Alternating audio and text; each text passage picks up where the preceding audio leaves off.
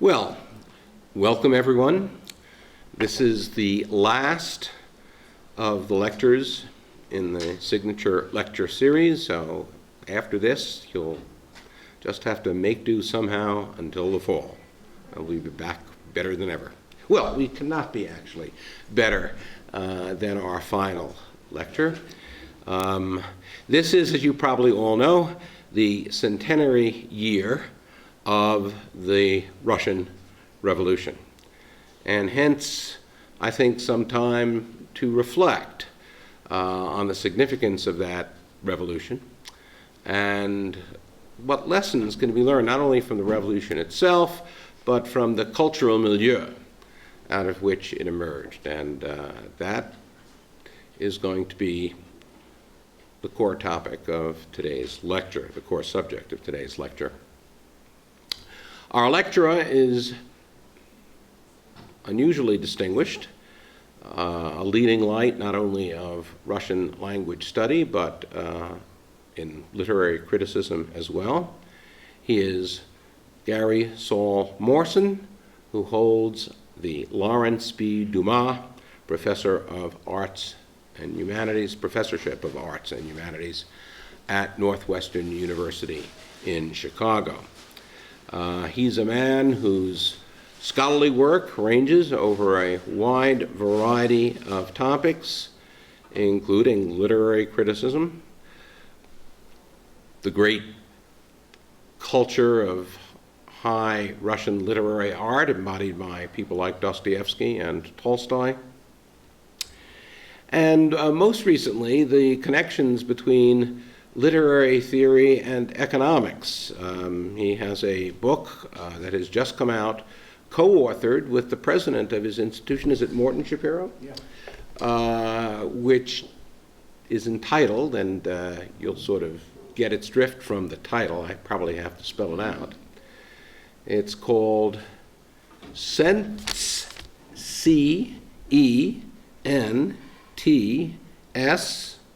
and sensibility? And sensibility, as in Jane Austen. So you have, on the one hand, supply and demand chart, and on the other, you have a country, a state somewhere in which fashionable ladies and gentlemen are maneuvering for social position, and it all comes together and makes sense. So without further ado, let me turn over the podium to our guest, who is enjoying our very lovely climate. We have a great day for him, and I know that you'll give him an equally great reception. Professor Gary Saul Morson.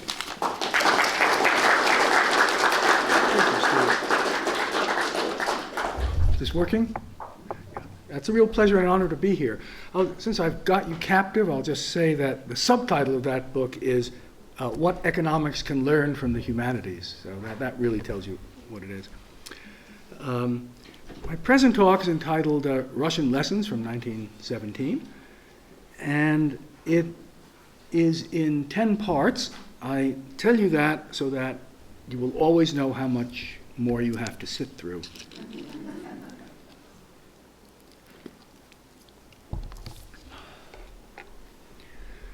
In February 19, first part is called Grouse and Sturgeons.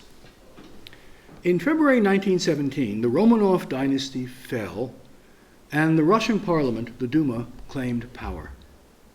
9 months later, the Bolsheviks staged a coup d'etat, called by its followers the October Revolution, and so some 10,000 people took over an empire covering 1/6 of the Earth's land area. Regimes claiming to adhere to Marxism-Leninism would eventually rule some 18 countries, depending on how you count them, with about 40% of the world's population. The most conservative estimates of people deliberately killed by these regimes, the most conservative estimates total 100 million. The most authoritative study of Stalin's collectivization of agriculture in the early 1930s estimates for that event 14 million lives taken, a figure subsequently accepted by the post-Soviet Russian government.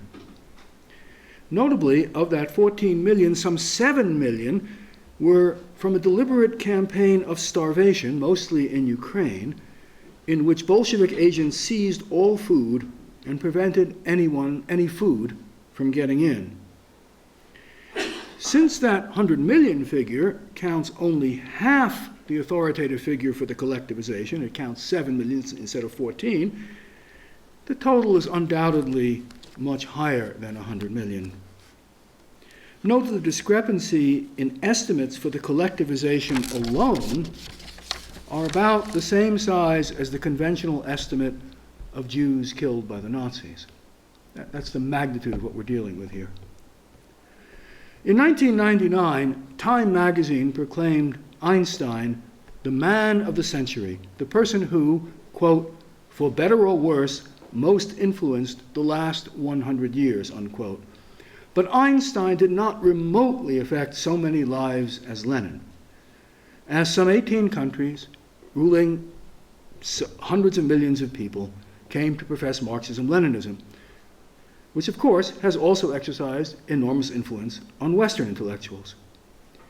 Bolshevism was based on the idea that the party's philosophy explained literally everything, so that, for instance, the resonance theory of chemistry, which holds that a single diagram of some molecules cannot be drawn because the molecule resonates between formations, that theory was rejected as contrary to the Marxist-Leninist doctrine that everything is knowable. Famously, genetics was banned as suggesting a limit to the ability to redesign human nature, a key tenet of the regime. With perfect knowledge, there would be no limits. This doctrine, referred to technically as the leap from the kingdom of necessity to the kingdom of freedom, the phrase is Engels, did not mean freedom for individuals, but for the party. It would create a whole new human being. As Trotsky explained, man will, quote, master his own feelings, rendering them perfectly transparent, and at last create a higher biological type, a Superman, unquote. Trotsky's book concludes with a promise that, quote, the average human type will rise to the heights of an Aristotle, a Goethe, or a Marx, and above this ridge, new peaks will rise, unquote. Nature, too, will be completely redesigned. Again, Trotsky, quote, the present distribution of mountains and rivers, of fields, of meadows, of steppes, of forests, and of seashores cannot be considered final, unquote. People, again I quote, will command nature in its entirety with its grouse and sturgeons, unquote. The speech came to be known as the grouse and sturgeon speech. It is not that the party was supremely capable, not even that it never made mistakes. What the party did was right by definition because it is the agent of history, with a capital H, itself. Voicing what became the orthodox opinion, Trotsky concluded, quote, one cannot be right against the party. It is only possible to be right with the party and through the party, for history has not created other ways for the realization of what is right, unquote. Whence comes this enormous faith in intellectuals with the right theory? It reflects a debate that I take to define classical Russian culture, the debate between the great writers and the intelligentsia. With only slight exaggeration, the philosopher Mikhail Gershonson declared in 1909 that, quote, the surest gauge of the greatness of a Russian writer is the extent of his hatred for the intelligentsia, unquote. Think of the century before the revolution as Trotsky versus Tolstoy, Lenin versus Dostoevsky, Bakhtin versus Chekhov. Part 2 is called Slavery Romantics. Russian appreciation of literature has no rival. I can compare it only to the way the Hebrew Bible must have seemed when books could still be added to the canon. For Russians, the canon was, and pretty much is, sacred. When Tolstoy's Anna Karenina was being serialized, Dostoevsky enthused that at last the existence of the Russian people had been justified.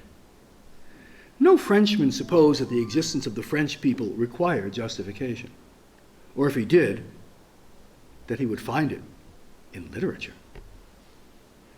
When the writer Korolenko, who was half Ukrainian, was asked his nationality, he replied, "My homeland is Russian literature." In her recent Nobel Prize acceptance speech, Svetlana Alexievich echoed this comment by claiming 3 homelands: her father's Belarus, her mother's Ukraine, and Russian literature. She thought of literature as a people's equivalent of an individual's memory. Quote, Flaubert called himself a human pen. I would say that I am a human ear. When I walk down the street and catch words, phrases, and exclamations, I always think, how many novels disappear without a trace, unquote. Like the great novelists, she thought of life as the secret thoughts and feelings of individual souls which live in literature. So is life a matter of grand politics or of individual souls? And can it be captured in a theory, or is there always what Russian philosopher Mikhail Bakhtin called a surplus, exceeding the grasp of any theory? The intelligentsia believed in theories and crises, the novelists in the complexities of prosaic experience. The intelligentsia was ready to sacrifice or enslave individuals to achieve their utopia. Alexievich refers to such people as, quote, slavery romantics, slaves of utopia, unquote. Alexievich quotes Varlam Shalamov, the Gulag's second most famous chronicler. Quote from Shalamov, I was a participant in a colossal battle, a battle that was lost for the genuine renewal of humanity, unquote. Alexievich explains, in turn, quote, and I reconstruct the history of that battle, its victories and its defeats, the history of how people wanted to build a heavenly kingdom on earth, paradise, the city of the sun. In the end, all that remained was a sea of blood, millions of ruined lives. I'm still quoting. There was a time, however, when no political idea of the 20th century was comparable to communism or the October Revolution as its symbol. A time when nothing attracted Western intellectuals and people all around the world more powerfully and emotionally. Raymond Aron called the Russian Revolution the opium of the intellectuals. End of quote. Alexievich insists we must not forget what socialism meant in practice, quote, because arguments about socialism have not died down. A new generation has grown up with a different picture of the world, but many young people are reading Marx and Lenin again, unquote. On American campuses, there's no need to say again.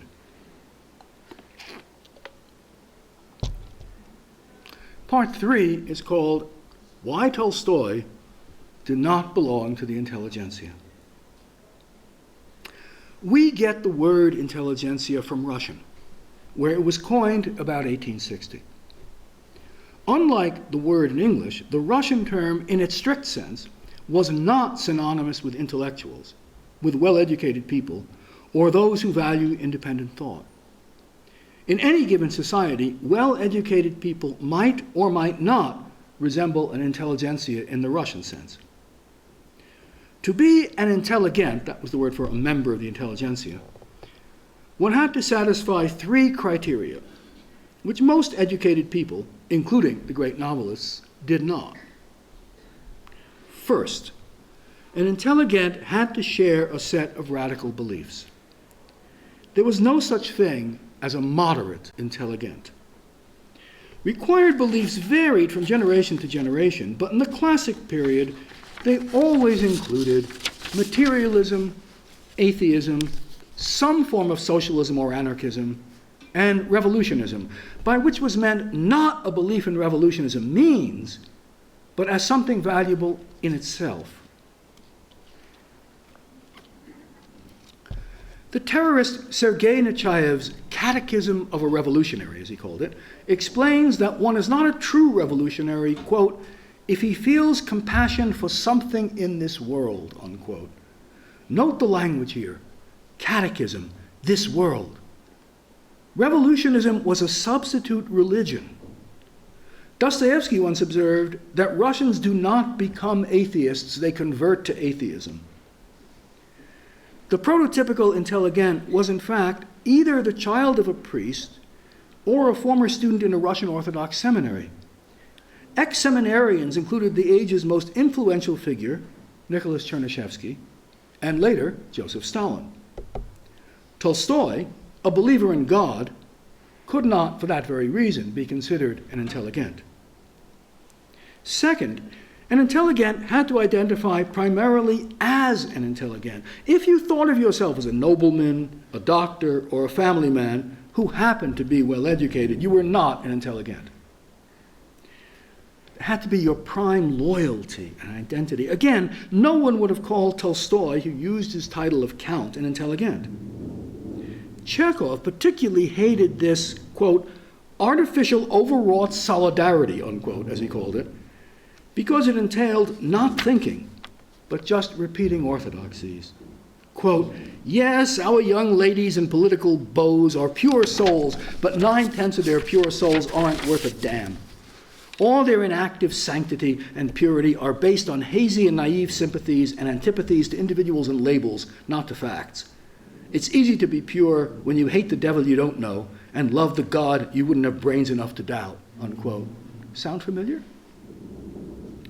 Third, an intelligent embraced a particular lifestyle. In the 1860s and 70s, this entailed a rigid code of anti-manners, prescribing behavior formerly regarded as sordid. Dirty fingernails, for instance. Chernyshevsky came by his lower-class manners honestly, but they became a model. Aristocrats took lessons in anti-refinement. I'm not making that up. Women simply had to smoke. When Dostoevsky was looking to get remarried, he had trouble finding a woman who was well-educated but not a radical.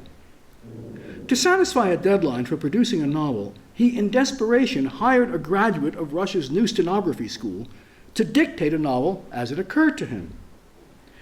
At their first meeting, the stenographer refused a cigarette. Dostoevsky thought, if she doesn't smoke, perhaps she believes in God. In fact, she did, and that is how Dostoevsky met his second wife.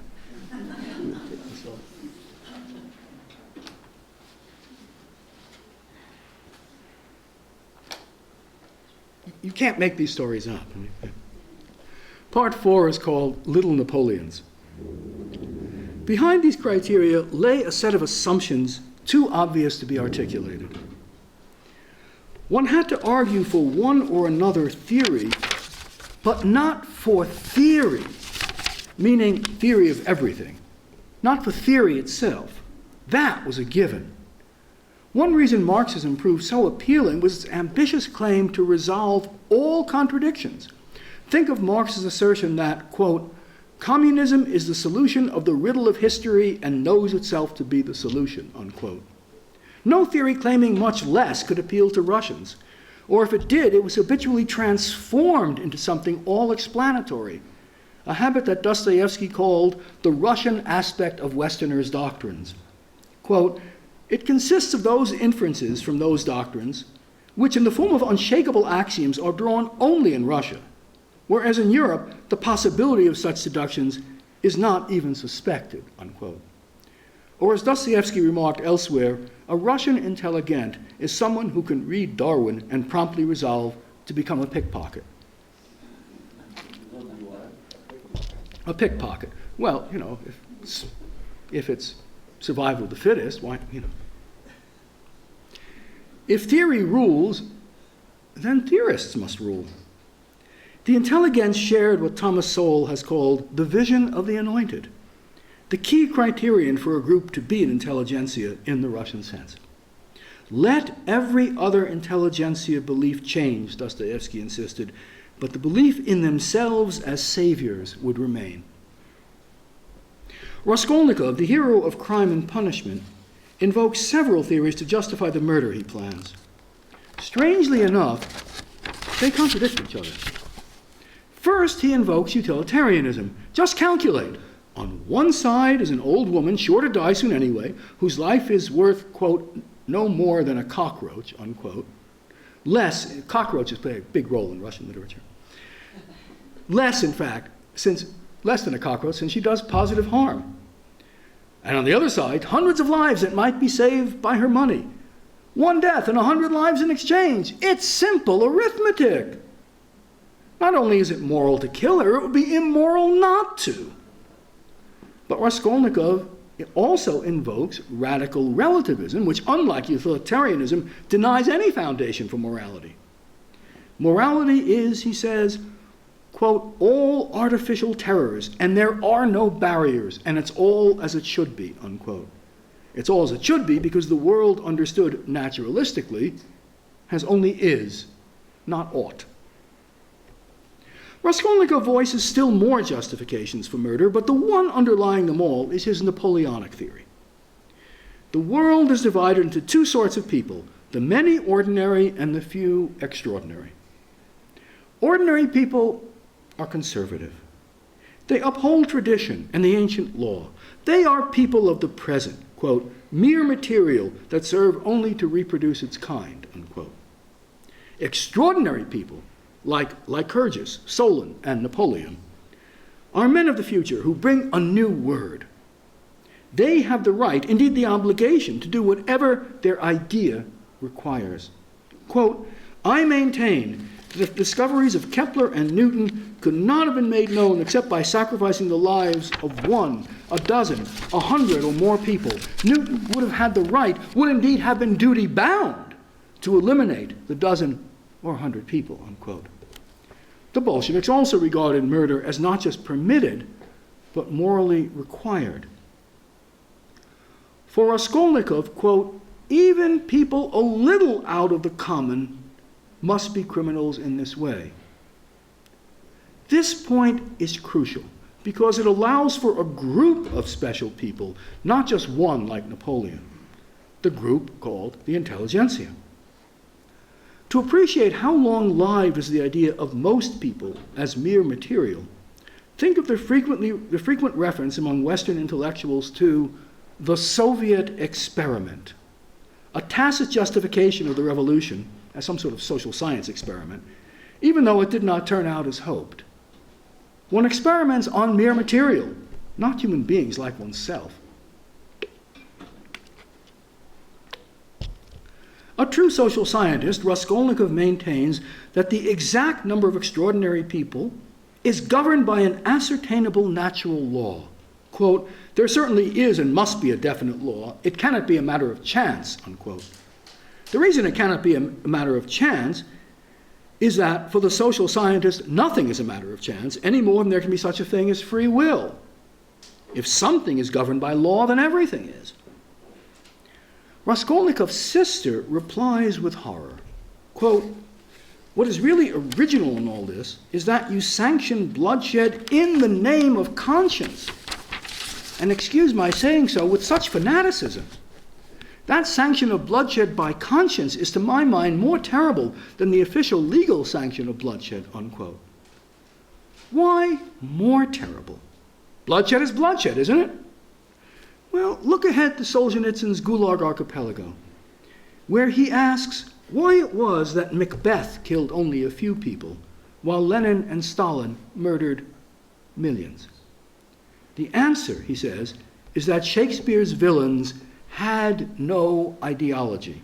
And I quote from Solzhenitsyn, ideology, that is what gives the evildoer the necessary steadfastness and determination. That is the social theory which helps to make his act seem good instead of bad in his own and others' eyes, so that he won't hear reproaches and curses and will receive praises and honors, unquote. If ideology applies everywhere, then, to quote Nechayev, quote, everything that promotes the revolution is moral, everything that hinders it is immoral, unquote. The Bolshevik idea that the party cannot make mistakes is already present here. it followed that compassion to class enemies must be immoral. We teach children to overcome natural selfishness, but the Soviets taught them to overcome natural compassion, which might stay their hand from killing a class enemy. One valued not the bourgeois notion of human rights, which includes everyone, but class interest. As the novelist Vasily Grossman explained, what race was to the Nazis, class, meaning the one you were born into, was to the Soviets. To refrain from torture, Trotsky declared, was, quote, the most pathetic and miserable liberal prejudice, unquote. In 1918, the founder of the Soviet secret police, Felix Dzerzhinsky, published an article in the journal Red Terror. I didn't make that title up. Red Terror, in which he instructed, I quote, "We are not waging a war against individual persons. We are exterminating the bourgeoisie as a class. During the investigation, do not look for evidence that the accused acted in deed or word against Soviet power. The first questions that you ought to put are, to what class does he belong? What is his origin? What is his education or profession? And it is these questions that ought to determine the fate of the accused," unquote. Bolshevism derives in part from Marxism, of course, but I think it owes still more to what might be called intelligentialism, the belief that the intelligentsia should have all power. And you don't need Marxism to have intelligentialism. Rather, Marxism appeals because it readily lends itself to intelligentialism. You know you have an intelligential Marxism when the followers are mostly not workers, but intellectuals. To the extent that a group of intellectuals resembles an intelligentsia in that Russian sense, to that extent is totalitarianism on the horizon, should that group gain power. Is that what is happening here? My scientist friends tells me that we are on the verge of reading people's thoughts from the outside. That would make 1984 into a libertarian paradise.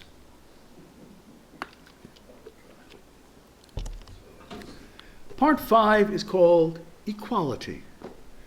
And now for the pessimistic part of my paper. So far as I know, the only 19th century thinker to foresee totalitarianism was Dostoevsky. The reason he could, I think, is that he deeply understood the mentality of the intelligentsia and what it would do with power. Unlike Tolstoy, he had been condemned to death as a revolutionary himself and recognized what he himself might have been willing to do. In one article, he refuted the idea common among conservatives that young radicals are simply, quote, idle and undeveloped people, as one journal put it. I guess today we'd say snowflakes. On the contrary, Dostoevsky declares, quote, I am myself an old Nechaevist. I myself stood on the scaffold condemned to death, and I assure you that I stood in the company of educated people. And herein lies the real horror, that in Russia one can commit the foulest and most villainous act without being in the least a villain. The possibility of considering oneself, and sometimes even being, in fact, an honorable person while committing obvious and undeniable villainy, that is our whole affliction, unquote. The villain in Dostoevsky's novel The Possessed, Pyotr Stepanovich, who was modeled loosely on Nechayev, outlines his plans, which come amazingly close to what happened either in Russia, China, or Cambodia. He endorses the theories of one Shigolyov, who declares, quote, I am perplexed by my own data, and my conclusion is a direct contradiction of the original idea with which I start. Starting from unlimited freedom, I arrive at unlimited despotism. I'll add, however, that there can be no solution to the social problem but mine, unquote. Again, if you realize that by freedom is meant freedom for the party to do anything, the leap to the kingdom of freedom, then it makes perfect sense why that would be perfectly compatible with, indeed demand, absolute despotism. Shigalyov demands, quote, the division of mankind into two unequal parts. 1/10 enjoys unbounded power over the other 9/10. The others have to give up all individuality and become, so to speak, a herd, and through boundless submission will by a series of regenerations attain primeval innocence. They'll have to work, however, unquote. Another revolutionary objects it would be better to take the 9/10 and, quote, blow them up in the air instead of putting them into paradise. I'd only leave a handful of educated people who would live happily ever afterwards on scientific principles, unquote. At last, Pyotr Stepanovich endorses a proposal to cut off, quote, 100 million heads, unquote. At that time, that figure sounded like sheer absurdity. But remember the estimate I gave you at the beginning. Is it any wonder Russian writers are considered prophets? Pyotr Stepanovich promises, quote, a system of spying. Every member of society spies on every other, and it's his duty to inform against them, unquote. That was just what Stalin required. The boy, Pavel Morozov, was made a national hero for turning in his parents. The key principle is to be absolute equality, which requires a complete suppression of individuality or great talent. Quote, Pyotr Stepanovich says, Cicero will have his tongue cut out. Copernicus will have his eyes put out. Shakespeare will be stoned, unquote. Did Pol Pot know this novel? You know, when I first read that passage, and it was just when the Chinese Cultural Revolution was going on, and they had just taken their Chopin piano competition winner and broken his hands, again, on the grounds of equality. Even before achieving power, the intelligentsia offended great writers because it restricted art to political propaganda, assuming art should exist at all. Boots are more important than Pushkin became a slogan. Art was suspect because it claimed to reveal the human soul, but the very idea of the soul was retrograde. Everyone knew the materialists saying that, quote, the brain secretes thought the way the liver secretes bile, unquote. In the early 1860s, the physiologist Ivan Sechenov, that's Pavlov's mentor, by the way, published his influential book, Reflexes of the Brain, which outlines a neurological explanation of consciousness. This is in early 1860s. Dmitry Karamazov paraphrases the theory, well, what people used to call the soul is really so many neurons with their tail quivering.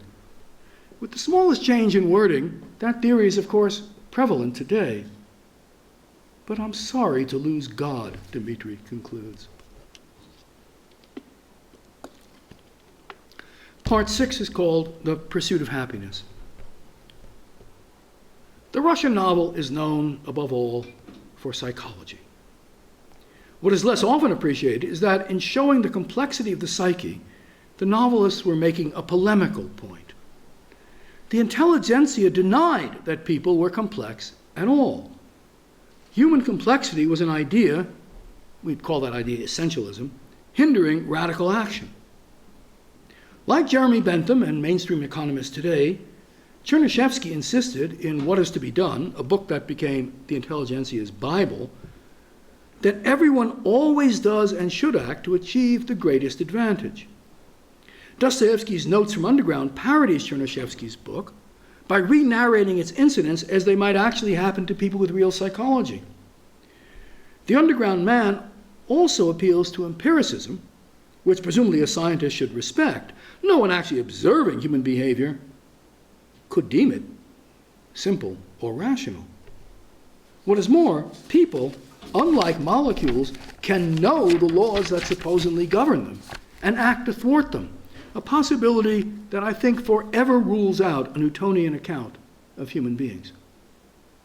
What a person values most of all is that her action should be her own, that she is not just a piano key or an organ stop played upon by impersonal laws, that her choices could have differed and therefore matter. Rather than give up that sense of self, the Underground Man insists that people will act even against their self-interest, just to prove they are not piano keys or organ stops. If a rationalist utopia could ever be achieved, if everything were provided for one without effort, and if the laws of nature and society could actually show the future, then life would become pointless.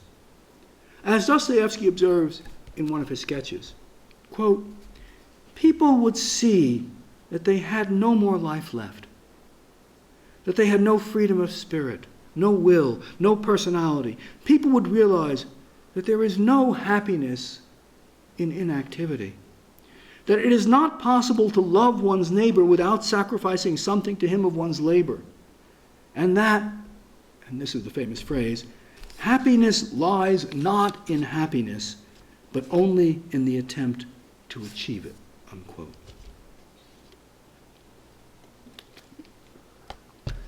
Part 7 is called The Surplus of Humanness.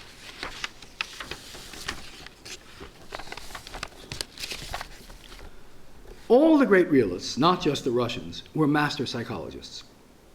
From Jane Austen to Henry James, the realist novel as a genre depicts people as individuals who cannot be reduced to abstract categories. I begin where all categories, social or even psychological, that could account for me, end.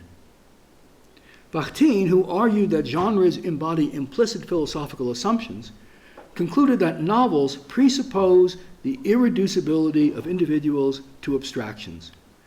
Or as he put it, people have a surplus. And here's a famous quote from him. An individual cannot be completely incarnated into the flesh of existing socio-historical categories. There is no mere form that would be able to incarnate once and forever all his human possibilities. No form that he could fill to the very brim, and yet at the same time not splash over the brim. There always remains an unrealized surplus of humanness, unquote. The difference between Russian and European novels is that Russian novels make this assumption explicit. Russians regard novels as another and superior form of philosophy. Westerners typically regard novelists as illustrating truths learned from some philosopher or social scientist, and so Proust is read as applied Bergson, and Jane Austen as illustrated Thomas Reid. But all one has to do is to compare the philosopher's psychological theory with a George Eliot character, and it is plain that she must have known something escaping the philosophers. Otherwise, she could, the philosophers would have produced portraits as believable as George Eliot's Dorothea Brooke, but none has ever come close. No philosopher or social scientist. When this becomes obvious, Westerners typically resort to the idea Freud used in his essay on Dostoevsky. With condescending indulgence, he presented the author of Karamazov as grasping intuitively deep truths that only superior thinkers like Freud himself could articulate explicitly. But this is even more absurd. Dostoevsky's characters, not just the underground man, but even the brawling Dmitri Karamazov, deliver long speeches about the mind, so that one could more readily fault Dostoevsky for too much explicit articulation. Russians view their novelists not as illustrators, but as discoverers, with the philosophers lagging after to provide what Bakhtin calls a partial but always inadequate transcription of novelistic wisdom. For Bakhtin, that is the proper role of the critic, which is one reason so many Russian philosophers, including Bakhtin himself, presented their ideas as explications of great writers. Bakhtin understood that the ideas he transcribed from Dostoevsky continued his argument with intelligentsia ideologues, now, when he was writing, represented by the Bolshevik regime. Part 8 is called Jones. So here is one lesson of Russian literature. There can never be a social science, if we mean by that a discipline modeled on the hard sciences. The Russian writers were reviving a tradition in eclipse since the 17th century, when the idea took hold that any respectable discipline must resemble Euclidean geometry, or after Newton, physics. For the great rationalists and their heirs, real knowledge was theoretical, ideally mathematical, and all specific events were the mere consequence of the laws that theory discovers. To the extent you need a narrative rather than laws to explain things, to that extent you fall short of scientific status. Real sciences, the view goes, don't tell stories. By the 19th century, this moral Newtonian, as the historian Elie Halevi famously called it, became a mania, and not just with Marxists. Before Auguste Comte coined the term sociology, he planned to call his new discipline social physics. And Leon Walras, a founder of modern economics, based his idea of equilibrium on the stability of the solar system, and sought the endorsement of mathematician Henri Poincaré. Even Freud adopted hydraulic metaphors of the mind and claimed not that some errors are intentional, but that all are, since what sort of natural law admits of exceptions? But there's another tradition of thought, extending from Aristotle to Montaigne and Tolstoy, which holds that reality demands two types of reasoning: theoretical, what Aristotle calls episteme, and practical, what he calls phronesis. Like geometry, theory offers truths that are universal, precise, without exception, and timeless. One reasons from the theory down to the specific examples it subsumes. For the alternative tradition, some questions demand reasoning up from particular cases. Aristotle cites clinical disciplines like medicine. One does not want a physician whose only interest in one's illness is its potential contribution to science. No good doctor is just an applied biologist. He uses all he knows, theory and untheorized experience, general and about that particular person, to devise a treatment for this patient at this moment. Timeliness matters, except at the Veterans Administration, as it doesn't in geometry. The same holds true for ethical issues.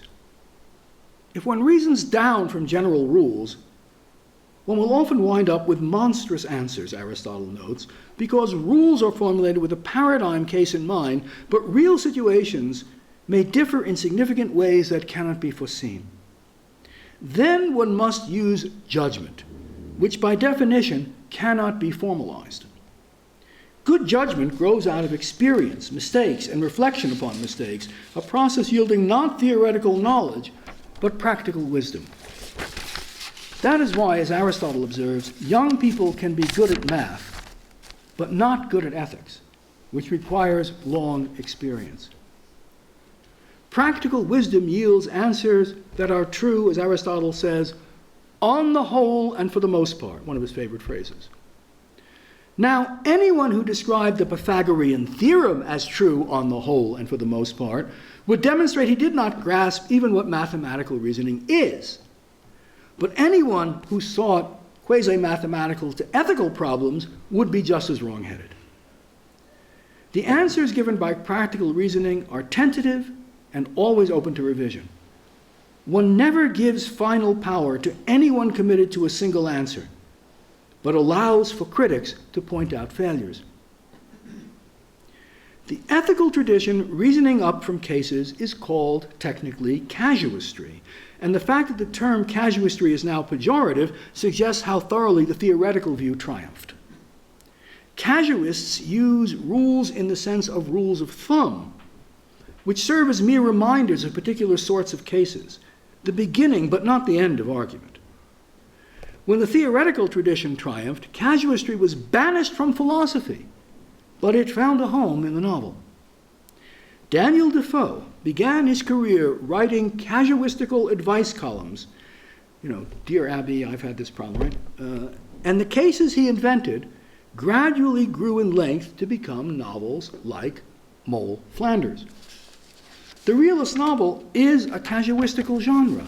It teaches how to derive wisdom from careful consideration of particular richly described cases. Philosophers still present ethical problems by briefly sketching a dilemma that might occur to Jones, who is given no biography, lives in no society, and chooses at no particular time. Rawls' theory of justice is based on a person with even fewer characteristics than this Jones. Contrast that with the dilemmas facing Anna Karenina or Dorothea Brooke. Take this as a novelistic dictum. No one is ever Jones, not even Jones. Again, the difference between the Russians and other novelists is that the Russians, especially Tolstoy, make the genre's casuistical assumptions explicit. At the end of Anna Karenina, Levin learns to make wise ethical choices not by applying rules, but by acquiring wisdom from particular cases sensitively observed. Bakhtin's early treatises on ethics also explored the ethical limitations of what he calls theoretism.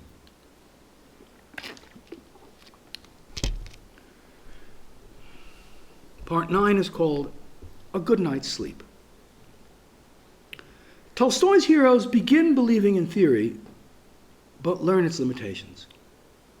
In War and Peace, Prince Andrei at first admires the generals who have purportedly discovered a hard science of warfare, which in this novel represents any conceivable social science.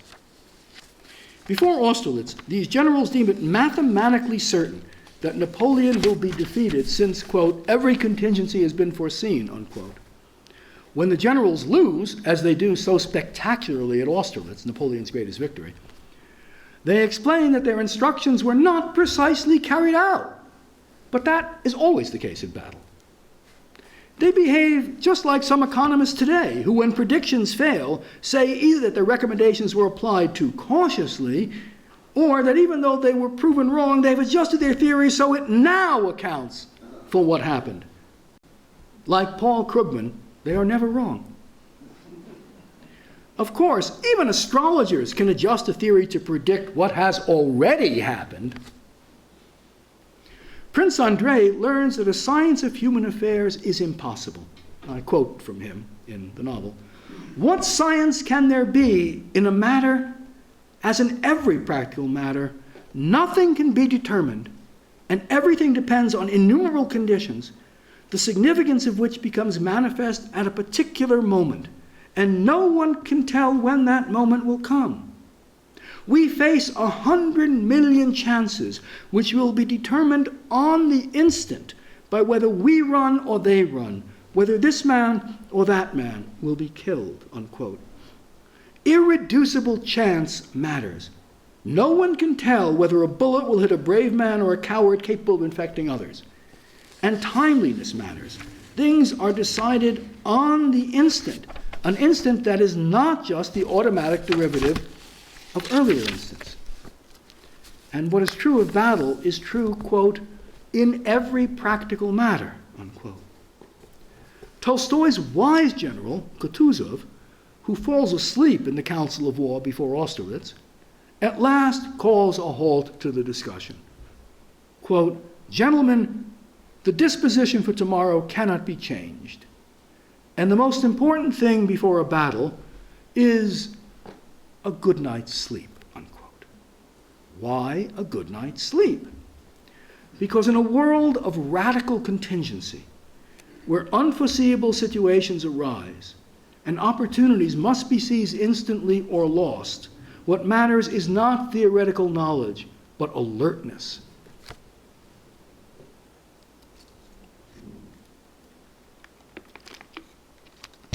The 10th, and you'll remember last section, is called Prosaics and Indoor Socialism.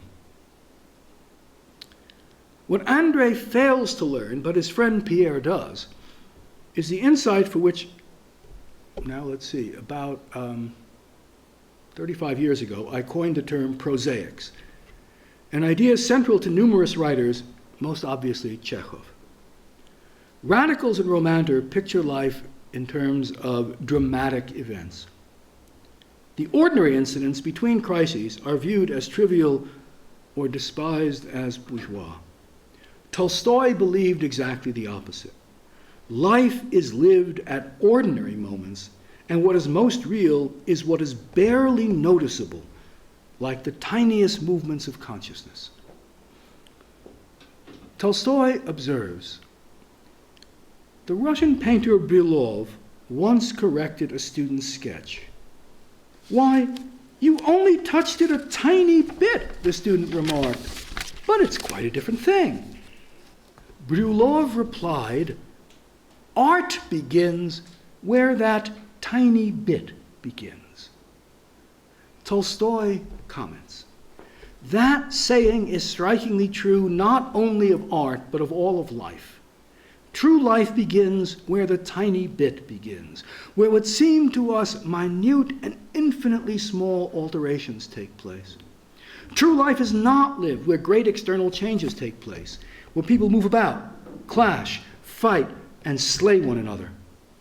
It is lived only where these tiny, tiny, infinitesimally small changes occur," unquote.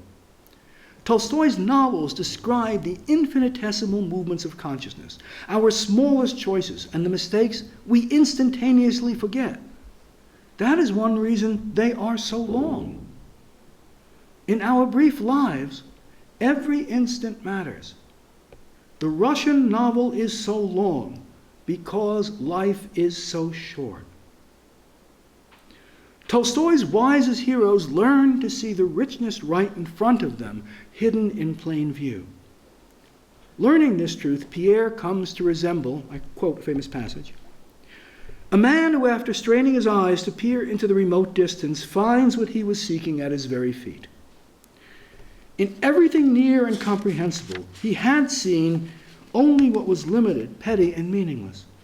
But now, he discarded the mental telescope to which he had been gazing over the heads of men and joyfully surveyed the ever-changing, eternally great, unfathomable, and infinite life around him," unquote.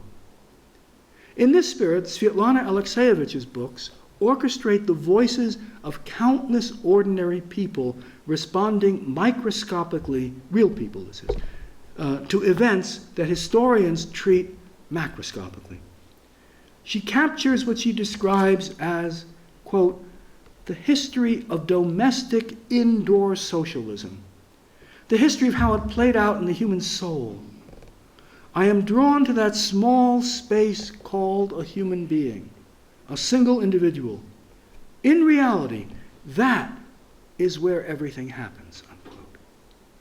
She is keenly aware of her debt to the great novelists and their dislike of grand theoretical systems. I quote from her Nobel speech again. "It always troubled me that the truth doesn't fit into one mind, that truth is splintered. There's a lot of it. It is varied, and it is strewn about the world. Dostoevsky thought that humanity knows much, much more about itself than it has recorded in literature. So what is it that I do? I collect the everyday life of feelings, thoughts, and words, the everyday life of the soul, the things that the big picture of history usually omits or disdains," unquote. These novelistic insights, the existence of sheer contingency, true life as lived in the tiny bit, the openness of time that makes our choices really matter, and the importance of the individual soul, all these insights are closely linked. The ideologues who look down on ordinary people as boors and rednecks, and who put their faith in abstractions they alone master, will never understand them. They see the world, if viewed through the right lens, as ultimately simple, unlike Pierre, who comes to appreciate, quote, "the endless variety of men's minds which prevents a truth from ever appearing exactly the same to any two persons," unquote. By the novel's end, quote, "the legitimate individuality of each person's views now became the basis of the sympathy Pierre felt for other people and the interest that he took in them," unquote. The Russian example implies we face a choice between the violent, theory-based uniformity of the intelligentsia and the wise perspective on life espoused by classic Russian literature. Pray for Chekhov. Thank you.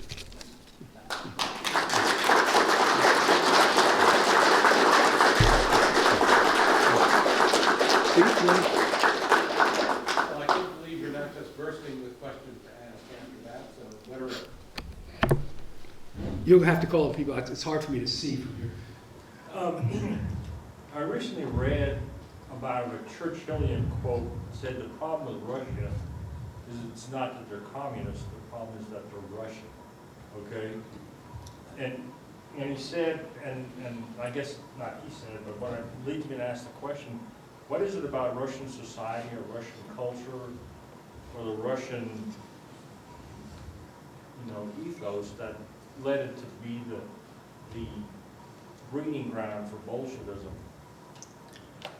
Well, I think it is what I've been describing, the particular stratum of society called the intelligentsia. I mean, it wasn't the working class or the peasants who made Bolshevism. It was the intelligentsia. So they took over with approximately 10,000 people, the entire empire. Lenin was probably the greatest tactician, political tactician who ever lived. With a very small amount of force, he could take over an empire. And why were they? It's the mentality of this group, that does it. I'm not sure. I guess you could find some things in Russian culture that favor the development of this group. The fact that, let's say, people cite the fact that the book of the Apocalypse is a lot more important in Russian Orthodoxy than, let's say, in Catholicism. And so that favored a millenarian apocalyptic view of history. It's entirely possible. And since so many of those members of the intelligentsia started out, by the way, when I'm reading these memoirs of the women terrorists, a lot of them start out by saying, when I was a little girl, I wanted to be a martyr for the faith. And then when I lost God, I decided to be a martyr for the revolution. So, I was amazed at how frequently that sort of comment came. And very interesting, it was sometimes they say, we didn't know anything or care anything about the common people. We were sacrificing ourselves. Well, the point was to be a martyr. Now, that's a very particular mentality, that you get in terrorists, right? What's important is, that's why I mentioned revolutionism, right? The revolution is as a goal in itself, the sheer excitement and thrill of it. The sense that, if you look at it rationally, all a revolution is some people go around killing other people and seize power and decide to do what they want with it. But what is it, right? That's what it is. The idea that somehow that, by calling it the word revolution, you can believe that it will somehow change all of human nature, eliminate all evil forever from the world. Where does that come from? Certainly not from the description of what a revolution actually is. Right? The revolution becomes kind of mystical magic word here. And by the way, I still think it is. When you see these, these beautiful posters of Che Guevara, that students sometimes have in their rooms. Students have this without knowing who Che Guevara was, or what he did, or what the doctrines were. It's just the aura of revolutionism, right? That somehow becomes magical. And once it's magic, you can believe they'll do anything. I think that's the mentality that you're dealing with. I wish you could say it was uniquely Russian. Then we wouldn't have to worry about it. But I think we do. Look, Pol Pot was not Russian.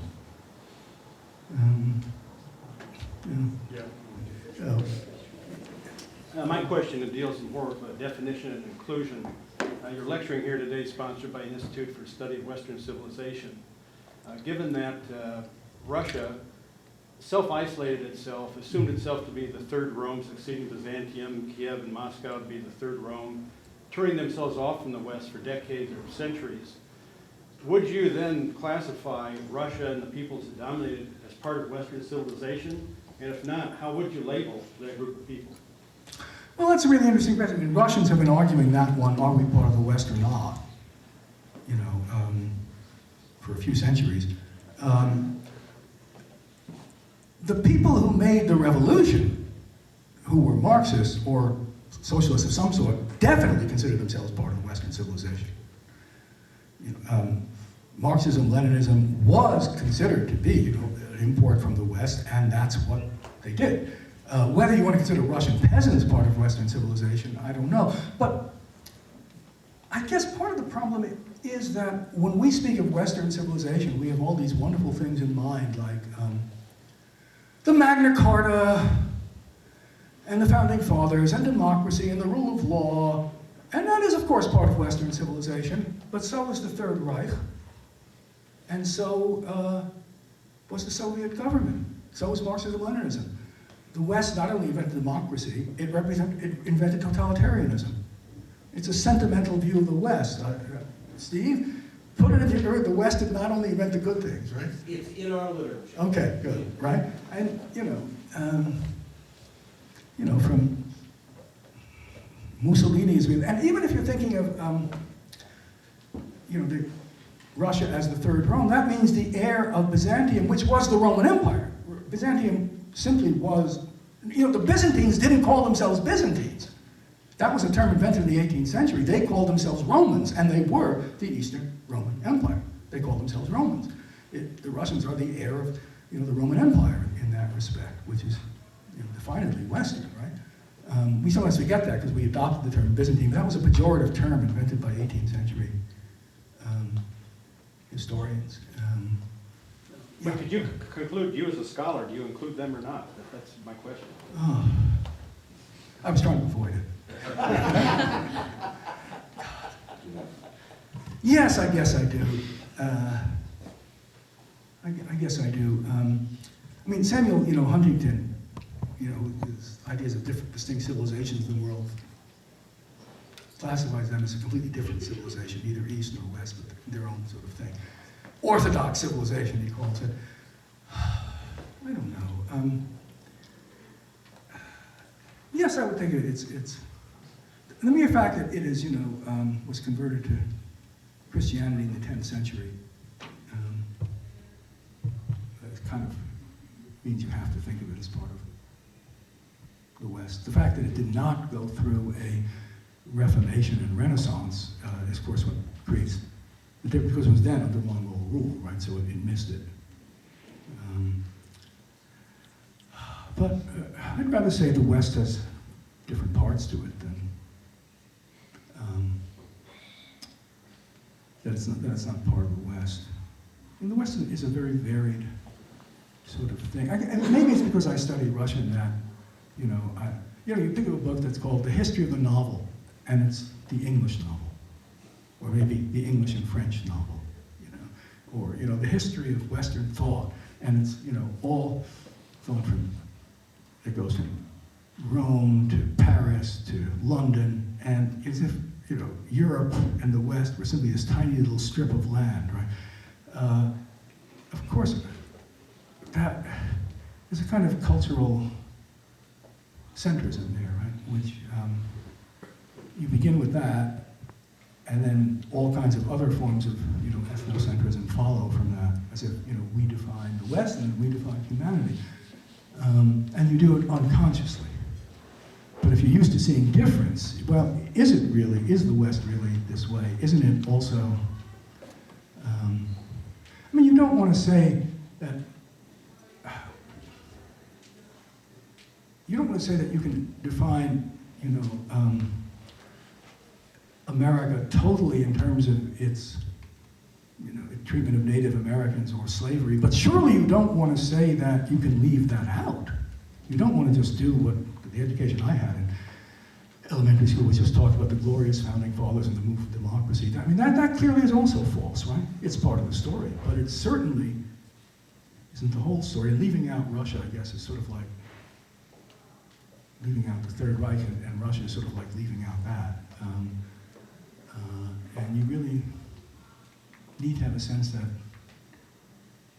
broaden your view and see things from other perspectives, which I think is what the study of the humanities is good for. Given your sort of elaborate explanation of Dostoevsky's capacity for insight and foresight,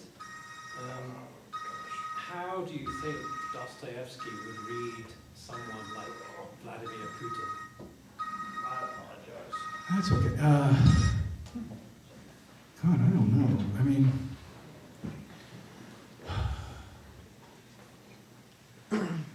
you know, you view Putin in the Russian perspective, and he doesn't seem so bad. I mean, things are a lot freer, more open in Russia today than they are in almost any period of Russian history, certainly in the last 80 or 90 years. I mean, by Russian standards, this is as good as it gets. So Dostoevsky would not be bothered about what goes on in Crimea or what goes on in Syria, perhaps? I mean, I'm just curious how, using the lands that you provided for us, this kind Dostoevsky's, of a figure would be viewed. if you want wise views on foreign policy and Russia's international situation, Dostoevsky is not the person to go to. You know, his views are silly at best and awful at worst.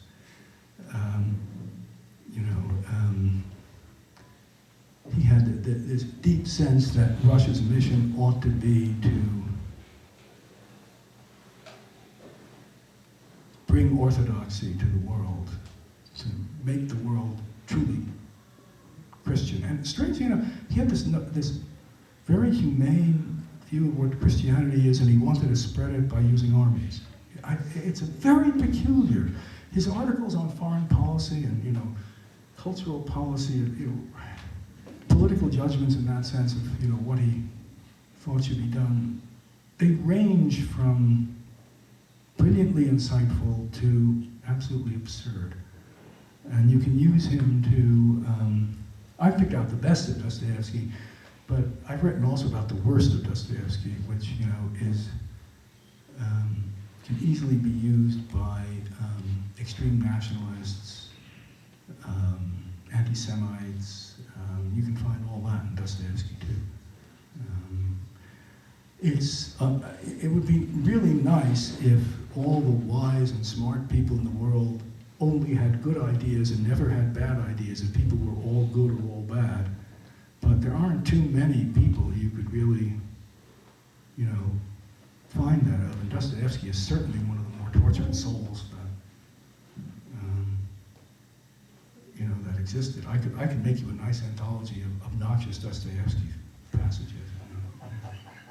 And I've actually written about this. Because I have colleagues who, you know, try to overlook these passages because they want to celebrate their hero.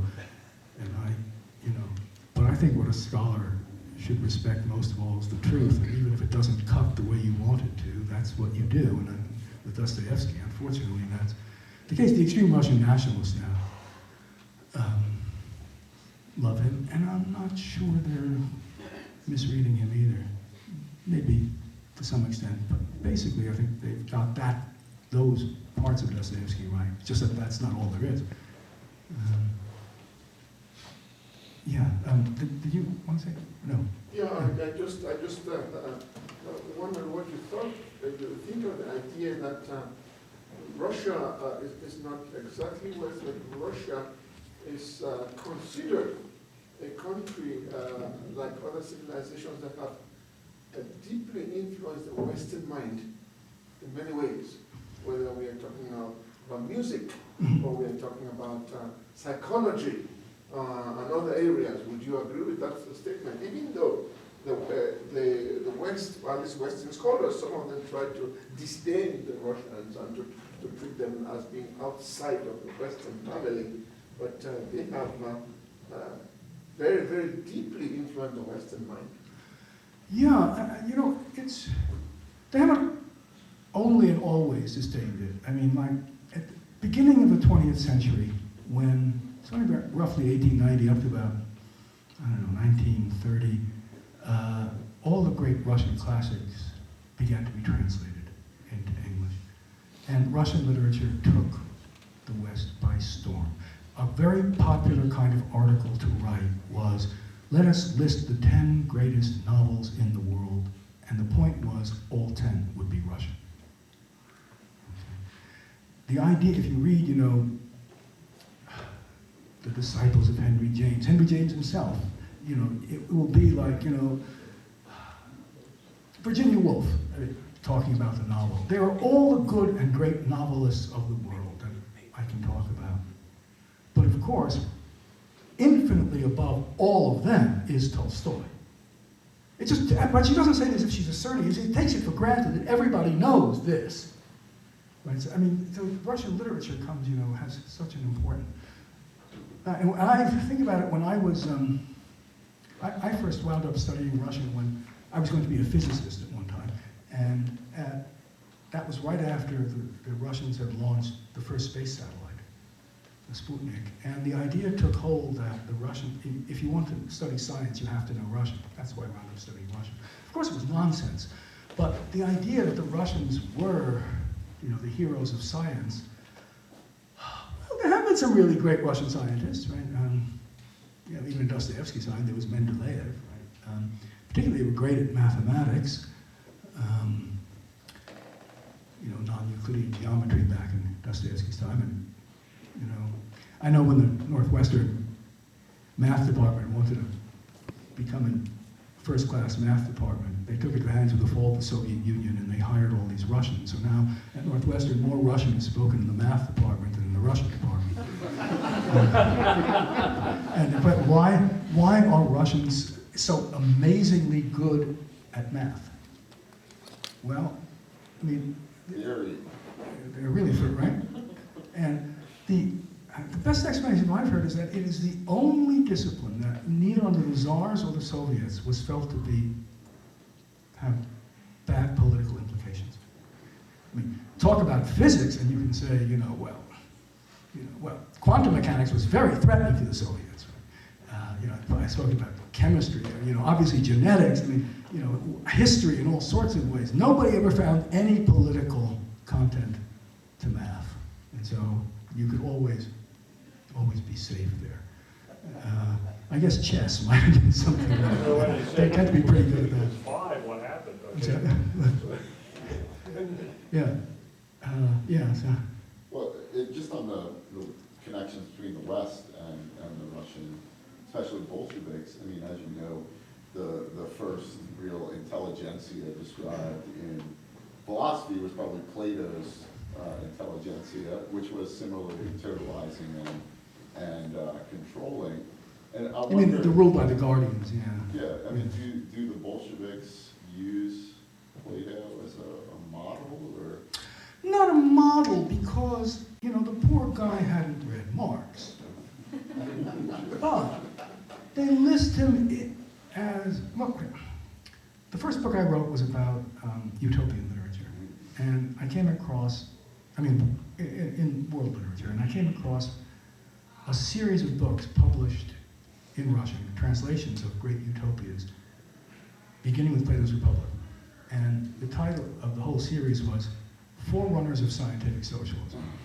Okay, so that's how Plato was. Yes, the Republic is a good play. Of course, it's naive because he didn't understand social classes. And by the way, he really probably could have benefited from some Marx and Max Weber and things like that, right?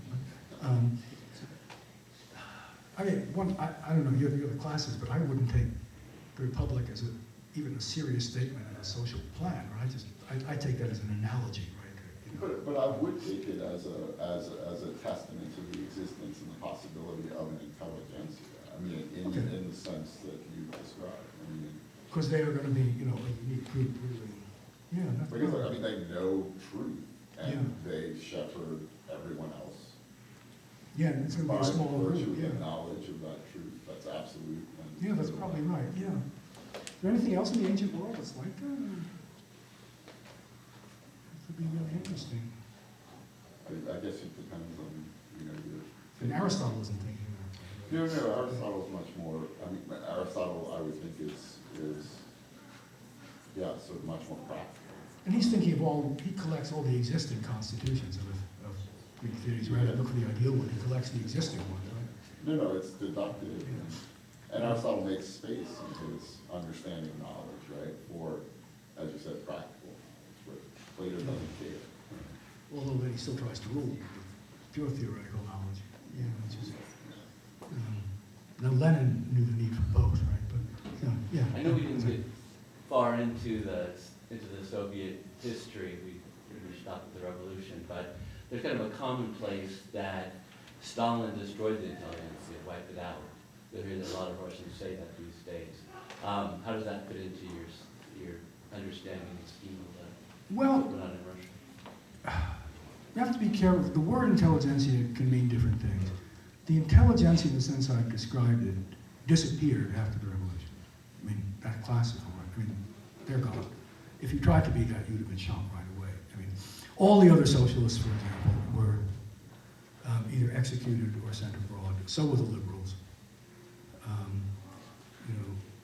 So what was meant by the intelligentsia by the time Stalin was there was not the great thinkers, was not people of the sort I described. It meant people who understood some technical specialty, engineers who could do a factory, people of some culture. And yes, Stalin did fight a war against those people because they had the wrong class origin. He needed them, but only temporarily until you could get, proletarian intelligentsia. Now I'm a little confused. So the intelligentsia made the revolution and wiped everyone out, but they wiped themselves out. Absolutely. Then who wiped out the last one? Lenin. No, seriously, I mean, the Constitutional Democratic Party, which was a socialist party despite its name, it was a socialist party that didn't work by revolution, that's its name. They had always been on a philosophy of no enemies to the left. All the socialists are our friends. The socialist revolutionaries, who were the anarchists and the anarchists who provided the principal terrorists, who were, they thought that the revolution was going to be theirs. Lenin was not going to allow them to have any influence at all. The first thing he did was turn his power on them and eliminate them. As for the sort of apolitical intellectuals, he put several hundred of them on a famous steamer and sent them off, to France to exile them. They were the lucky ones. The idea these revolutionaries had that somehow, when the revolution comes, we are going to be in charge. No, only if you were one of Lenin's people, were you going to be in charge. And then when Stalin, of course, took over, he got rid of Lenin's people because they were a potential threat to him. Right? So, what you're arguing now is there were people in the revolution other than the 10,000 revolutionaries and they who didn't made the fare very revolution as a coup, right? Because somebody Absolutely. had to kill them. Lenin can't kill 10,000 people. well, he had the 10,000 with the Bolsheviks, you follow me? The other there were many, many more than 10,000 socialists and radicals. There was just 10,000 Bolsheviks, right? I mean, the Socialist Revolutionary Party was much larger than the Bolsheviks. The Mensheviks, who were the other Marxist party, were much larger than the Bolsheviks, but they were much less organized. And they had to be gotten rid of very rapidly. So, at the 10,000, we refer to the whole intelligentsia, just that group of it, I Lenin guess what I'm saying is there still has to be some other force killing all of these intellectuals some other than other intellectuals. Why? It's not just because You have a group of 10,000 very organized, violent people organizing a Chekhov, the secret police. They can get rid of, and everybody else those is violent 10,000 people aren't intellectuals, I'm saying. Of course they are. Of course they are. Then how can there be no intellectuals left after these 10,000 people? But I didn't say there were no intellectuals left. They killed the You other. just said there were no intellectuals left. You just said it 3 minutes ago. No, I didn't say there were no intellectuals left. I said you can't use the word intelligentsia. It ceases to have that meaning after the revolution. Because it's not possible within a few years to be one of these sorts of people, so an educated person. If you think of when the Russians today speak of our intelligentsia, they're not thinking of people like Lenin and Stalin. They're thinking of, more or less the same sort of people we would think of as intellectuals. But that wouldn't have been the case, in 1914, right? I mean, some of those intellectuals existed, certainly. There were a large number of them. But they weren't thought of as the core of the intelligentsia, although they existed. So there was that much of a drift, semantic drift in the term intelligent. Yeah. Look, I've just been reading,